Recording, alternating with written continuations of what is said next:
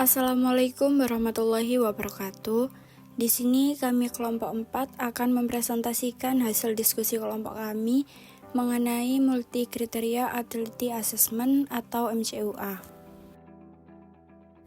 Di sini saya sebagai moderator izin memperkenalkan diri. Sebelumnya perkenalkan, nama saya Nabiela Rahayu dengan NIM 2211002008 dan ada rekan saya Habibun Nabila dengan NIM 2211002001, Hasan Syirot dengan NIM 2211002015 dan ada Hilda Aulia Saputri dengan NIM 2211002035 serta ada mahasiswa PMM Dinda Tri Nur Ikhlas dengan NIM A2024026.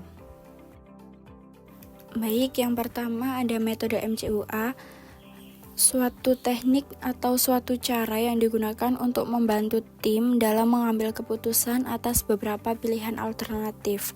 Metode MCUA dalam prioritas masalah digunakan apabila pihak perencana belum siap dalam penyediaan sumber daya serta pelaksanaan program atau kegiatan. Jadi, metode ini digunakan untuk memilih keputusan terbaik dari beberapa pilihan. Nah, metode MCUA sendiri yaitu metode pemecah masalah untuk menentukan prioritas masalah. Berdasarkan survei, terdapat 4 masalah pada unit filling, yaitu terjadinya misfile, kurangnya petugas filling, ketersediaan ruang filling yang terbatas atau ruang filling yang sempit, dan ketidaklengkapan pengisian dokumen rekam medis.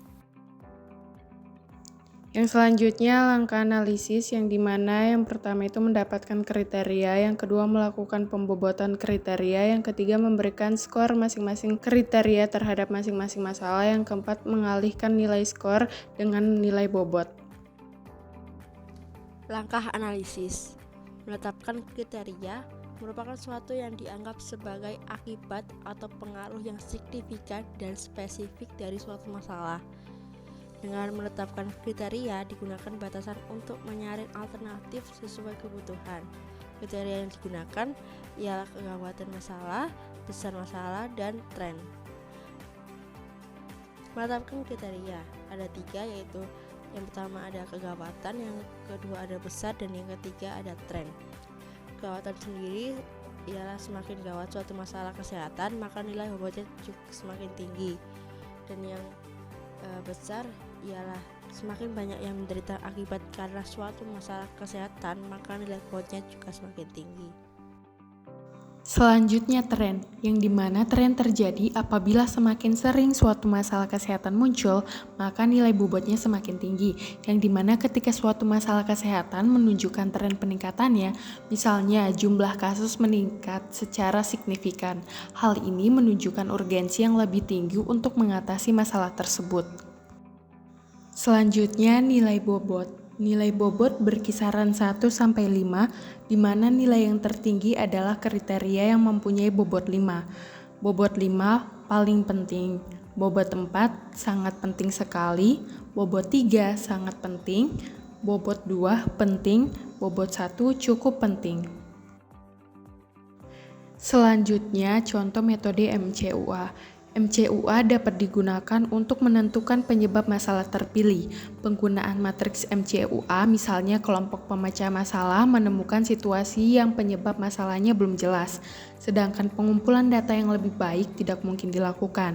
Jika demikian, kelompok harus memilih alternatif ketiga, yaitu matriks MCUA untuk menentukan penyebab masalahnya. Misalnya penggunaan antibiotika yang boros, sementara kemungkinan penyebab yang ditemukan oleh kelompok pemecah masalah adalah pembinaan atasan lemah, yang dimana petugas puskesmas tidak mematuhi standar layanan kesehatan, pasien tidak mengerti bahaya penggunaan antibiotika, petugas puskesmas tidak mengetahui indikasi atau kontradiksi penggunaan antibiotika, dan tidak dibuatnya laporan penggunaan obat puskesmas secara akurat dan tepat waktu. Contoh metode MCUA di Puskesmas Sayung 1 di Desa Sidogemah, Kecamatan Sayung, Kabupaten Demak tahun 2020 memiliki masalah kesehatan ibu dan anak (KIA). Akar faktor dalam masalah KIA yaitu dalam memprioritaskan masalah. Masalah yang sering dihadapi penduduk yaitu gizi kurang, anemia, dan ibu kekurangan energi kronis. Kriteria bobot persen, kriteria kegawatan berbobot 40%, kriteria besar 35%, kriteria tren 35%. Untuk masalah ibu kekurangan energi kronis, skor kegawatan ada 2, kemudian dikali bobot 40, dikali bobot ada 0,8, skor besar 4, dikali bobot ada 1,4, kemudian skor tren ada 2, dikali skor bobot sama dengan 0,7, total keseluruhan sama dengan 2,9. Kemudian untuk masalah ibu yang terkena anemia, skor kegawatan ada 4, kemudian dikali bobot sama dengan 1,6, kemudian skor besar ada 2, dikali bobot sama dengan 0,7, kemudian skor tren dikali skor bobot sama dengan 1,5%, kemudian total keseluruhan sama dengan 3,35. Kemudian untuk masalah bayi kurang gizi, skor kegawatan ada 3, dikali bobot sama dengan 1,2, kemudian skor besar ada 4, dikali skor bobot ada 1,4, kemudian skor tren dikali skor bobot sama dengan 1,4, total keseluruhan ada 4.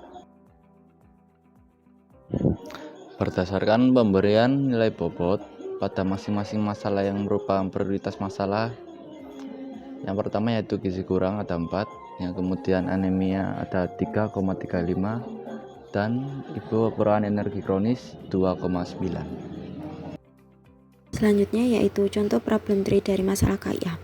Dalam problem tree terdapat akar masalah, pokok masalah di masyarakat, penyebab tidak langsung, penyebab langsung, dan dampak.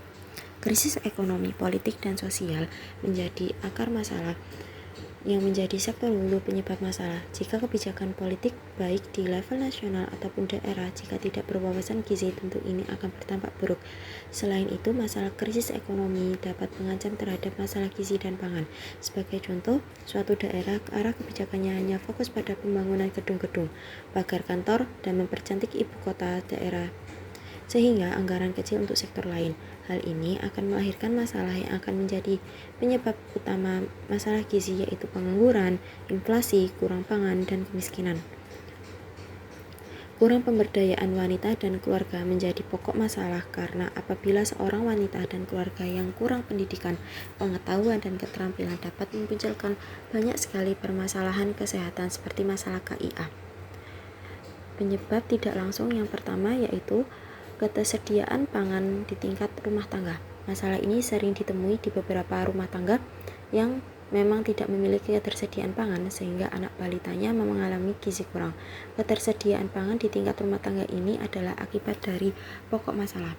Yang kedua, pola asuh orang tua tidak memadai.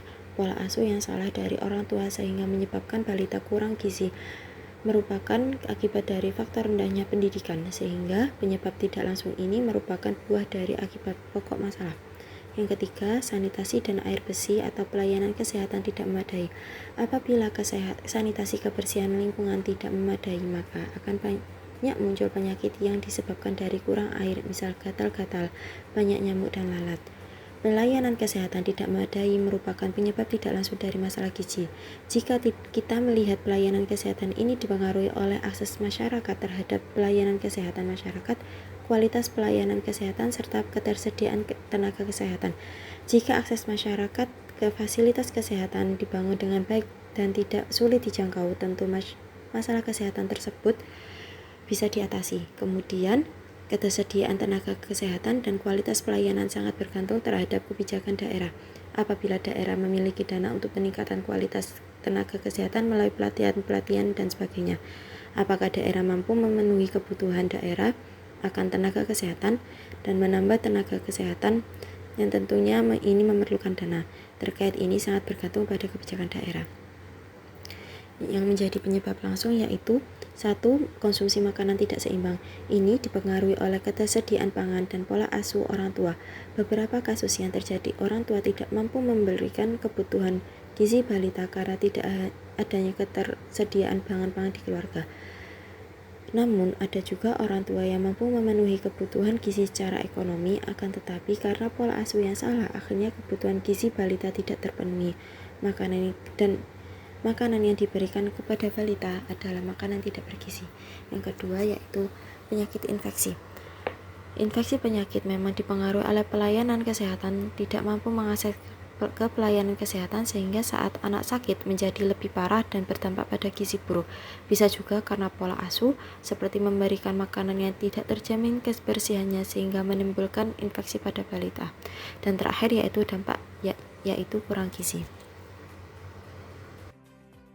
Baik, itu saja yang dapat kelompok kami sampaikan. Kurang lebihnya mohon maaf.